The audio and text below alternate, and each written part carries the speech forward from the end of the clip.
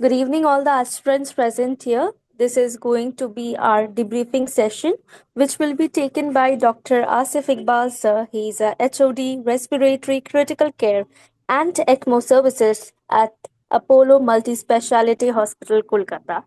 I believe all the aspirants present here have given their mock examination. And if not, if someone have missed their examination, it's very much required for all the aspirants to kindly unmute your mics, or you can also give answers in the chat box, as it's going to be a very interactive session. Thank you, sir. So you can start. Yeah. So, how many of you have given the mock exams?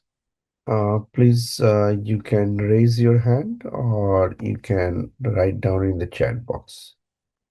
I hope for the next week is the new year, and new year we will start our new LMS where you will have the performance result, your friends' performance and all over the student who are in the academy from different continent. You will judge yourself where you are and where your friend are. So without delay, we will start today. Uh, okay. The first question, with respect of intensive care management of acute liver failure, evaluate the following statement. The statement is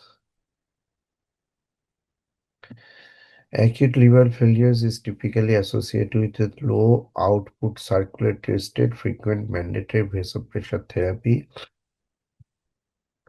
extensive hepatocellular injury in ALF commonly lead to hyperglycemia. It is a true-false kind of question. Application of high level of positive end expiratory pressure can worsen the hepatic venous congestion.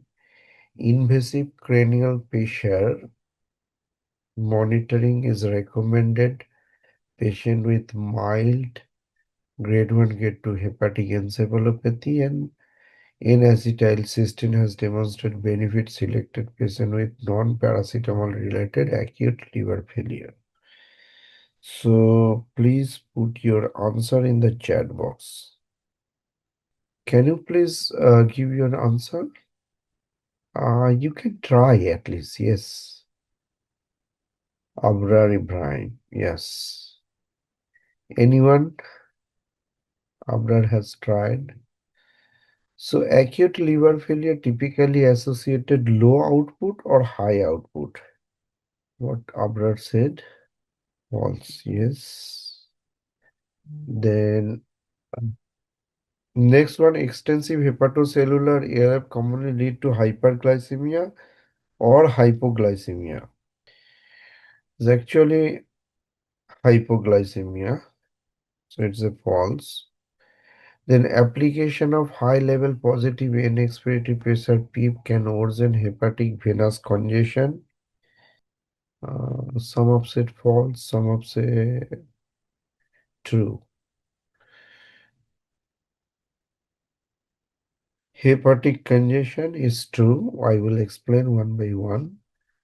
And invasive cranial pressure monitoring recommended patient mild, not mild, it is a advance. Then N-acetylcysteine demonstrate benefit patient with a non-paracetamol related acute liver failure is true. Just a minute. Explanation is acute liver failure characterized by hyperdynamic circulation state with high cardiac output, low systemic vascular resistance. So, low systemic vascular resistance, hypotension, often increasing vasopressor support despite adequate volume resuscitation, increased nitric oxide mediated vasodilation play the central role. Then your second statement was